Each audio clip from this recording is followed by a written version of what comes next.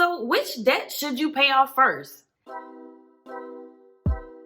Hey guys, it's Fo from MamaAndMoney.com, where I teach you how to make and manage money to become financially free. Now, if you're working to get your finances together and pay off debt, one question that you may have is, which debt should you pay off first? So in this video, I'm going to be sharing 4 different strategies that you can leverage to pay off your debt. Now, there are 4 different ways or methods that you can leverage to pay off your debt. And based on the strategy that you choose, it'll determine which debt you start paying off first. Now, when we're talking about your debts, we're talking about things like a car loan, student loan, credit card loans, medical bills, that sort of thing. So depending on the strategy that you choose, you can determine which of these loans you decide to pay off first. Now, the first strategy is the strategy that I am most familiar with because it is the strategy that I actually use to pay off over $78,000 in student loan debt.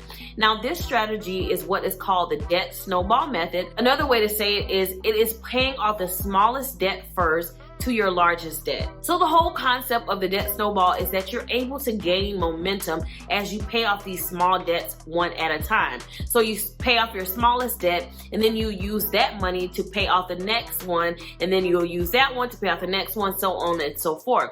So you're able to gain momentum kind of like a snowball that's going down a mountainside. It picks up speed and momentum as you go and as you continue to pay off that debt. So that is one method that you can leverage to pay off your debt, and that is paying off your smallest debt to your largest debt. Now, some critics would argue that you would end up paying more money with this method because your largest debt may have the higher interest rate, which means you're going to be collecting more in interest as time goes by.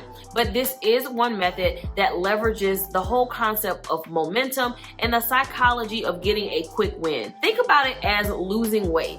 So if you're able to lose 5 pounds in your first week of dieting and exercising, you're a lot more willing and you're a lot more excited to have the momentum to keep going so that you can continue to see results. So that's the whole psychology behind the debt snowball method and why so many people leverage it to pay off their debt, including myself. Now, an alternative to the debt snowball method would be paying off the largest debt first to the smallest debt. Now, the benefit of doing that is that you're able to save a little bit more on interest because you're paying off the larger balance first.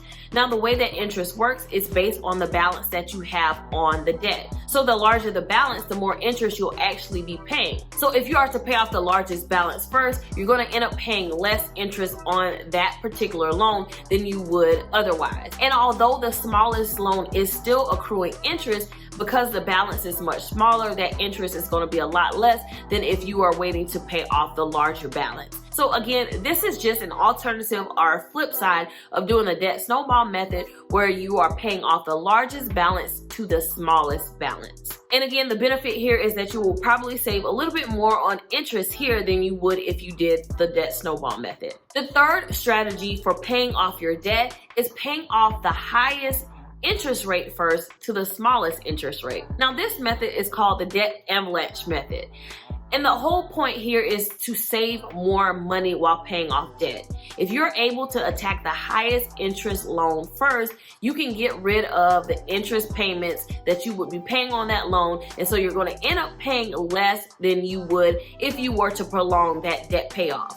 So again, this is the debt avalanche method, and it takes into account the highest interest loan first, and you work your way down to the smallest interest loan. Now, this is often compared to the debt snowball method. Many people either choose debt snowball or debt avalanche, but again, I'm going to be sharing 4 strategies that you can choose from. Now, the last method that you can leverage to pay off your debt is to actually consolidate your debt. You do have the option to consolidate your debt to actually get a smaller interest rate. Now, this does come with some fees and some things that you do need to take into consideration. However, it is an option for how you can pay off your debt. Now, if you are interested in consolidating your debt, I definitely recommend that you talk to the folks over at debt.com who can help guide you into making the decision whether debt consolidation is the best option for your situation. Now, I always recommend that you try to pay off your debt on your own first. And if you find that it's overwhelming or you are lost and you just honestly need help, then that is when you can definitely reach out to someone who can help you with debt consolidation, balance transfer, transfers, different strategies that you can leverage to help make paying off your debt less of a burden. So I'm going to leave a link to a blog post that goes into these strategies a little bit more. And then again, I definitely encourage you to check out debt.com if you are interested in consolidating a loan or getting more information, talking to a counselor who can help guide you and determine if this is the best option for you. I'm also going to leave a special link for you to check them out as well. All right, guys, so I hope that this video was helpful. Overall, it doesn't matter what strategy you choose. Choose the one that works best for you and your situation and your overall goals. But ultimately, the whole point is to pay off your debt. So use whatever strategy works best for you. All right, guys, I'll talk to you in my next video. Bye.